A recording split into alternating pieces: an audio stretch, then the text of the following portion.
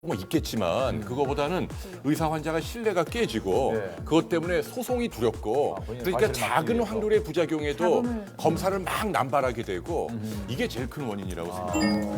사실 여자들 혹이 또 있잖아요. 저도 몸에 한 10혹, 지폭해요? 3혹, 한 2혹. 많으시군요. 여자들은 좀 그렇죠. 이렇게 저 있어요. 위치에 이렇게 있으셔가지고요. 이거 보라고 하면서 막 엉엉 우시는 거예요. 너무 마음이 아파가지고 제가 냉장고 사드리고 이거 보라고 여기 혹이 있대 이러면서 제가 세탁기 사드리고 여자들은 한 그거를 예. 안 떼시면서 이거 보라고 하시는 건데 혹 하나마다 가전제품 하나씩. 근데 그러면 슬슬 하든지 왜냐면 병원에서 6개월 있다 오세요. 뭐 또 6개월 있다 그래서 이러니까 달고만 있으면서 이거 보라고 그게 괜찮은 거구나. 그래서 검진센터에서 한꺼번에 검사하시는 것도 물론 좋지만 만약에 가족력이 있거나 특별히 본인이 안 좋다고 생각하는 부위가 있으시면은 주치의를 한 분 두시고 전문적인 데서 검사를 받으시는 것도 좋다고 생각합니다. 동네 내과나 이런. 예. 자,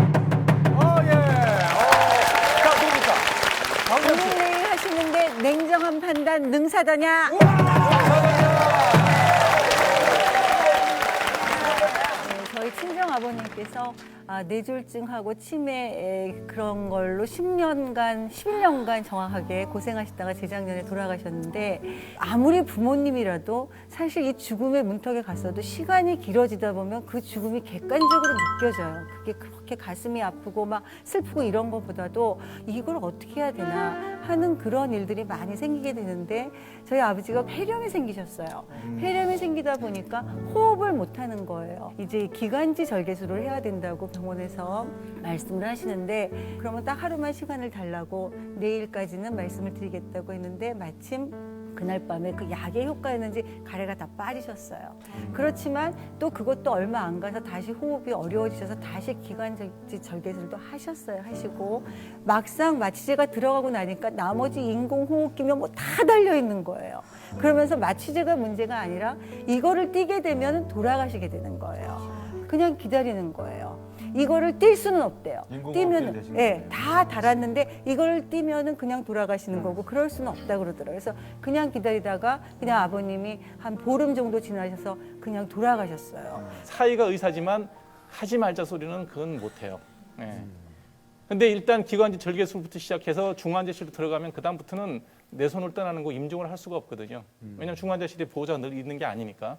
그렇지만 안 하겠다는 얘기도 못 하는 거예요. 그렇죠. 예. 치매고 뇌졸중에 뭐 의식 없는 상태라 하더라도 심폐 기능은 살려놓는 게 의사지 뭐 그걸 포기하지는 않거든요. 어느 병원이든. 또 하나 제가 지적하고 싶은 것은 이제 첨단 치료 네. 이런 것도 좀 지적을 하고 싶어요. 그러니까 유명 대학병원에 가면 뭐 로봇 수술하자, 유전자 치료하자, 뭐 줄기세포 치료 있다, 뭐 첨단 항암제 보험 안 되는 거 이런 거 막 권유하거든요. 네. 근데 과연 이런 방법들이 최선인가? 저는 아니라고 보는 거예요. 왜냐하면 지금 얘기한 이런 치료들이 약간 좋아진 거예요. 약간 좋아진 거. 그것 때문에 뭐 보험이 안 되니까 뭐 몇 천만 원, 몇 백만 원 기둥뿌리 뽑아야 되거든요. 또 우리 부모님한테 내가 불효자 되기 싫잖아요. 그러니까 마지막 가시는 길에 맞아. 최선을 다해야지 해가지고 기둥뿌리 뽑아가지고 돈을 막 쓰잖아요. 그래가지고 얻는 이익이 뭔가요? 그러니까 그 한 달이 의미가 없는 게 아닙니다. 한 달 더 사는 게 의미는 있지만 그걸 위해서 돌아가시기 1, 2년 동안 매달 자비로 몇 백만 원씩 합치면 몇 천만 원 돈을 쓰는데 이게 과연 그 환자분에게 최선인가? 이게 아니라는 겁니다. 그러니까 환자의 경제력, 호주머니 사정을 걱정을 해줘야 돼요, 의사가. 그러니까요. 그러니까 무조건 뭐가 좋다, 뭐가 좋다. 약간 좋아진 건 있겠죠. 근데 그것 때문에 과연 몇 천만 원 쓰는 게 옳은 게 아니거든요. 결국은 뭐냐면 50 넘어가고 60 넘어가면 내가 어떤 죽음을 맞이할 건지에 대한 생각들은 조금 이 얘기를 해볼 필요가 있지 않나 생각이 들어요. 우리가 늘 잘 사는 법에 대한 얘기는 하잖아요. 뭘 잘 먹고 잘 살까 이런 얘기는 늘 하지만 우리 되게 죽음을 얘기하는 거는 기분 나쁘게 얘기하잖아요. 왜 재수 없이 죽는 거 얘기하냐 이런 얘기를 하는데 건강할 때 내 의지가 정확하게 작용을 하고 있을 때 나는 어떤 상황이 되면 이렇게 기관지 삽입을 해서 가족들 얼굴도 못 본 채 중환자실에서 죽기는 싫다. 그러면 그건 안 할 수는 있거든요. 예. 먼저 이렇게 얘기를 해주셔야 되는데 저희들 입장에서 오늘 이런 얘기를 듣고 가서 제가 이런 얘기를 들었습니다.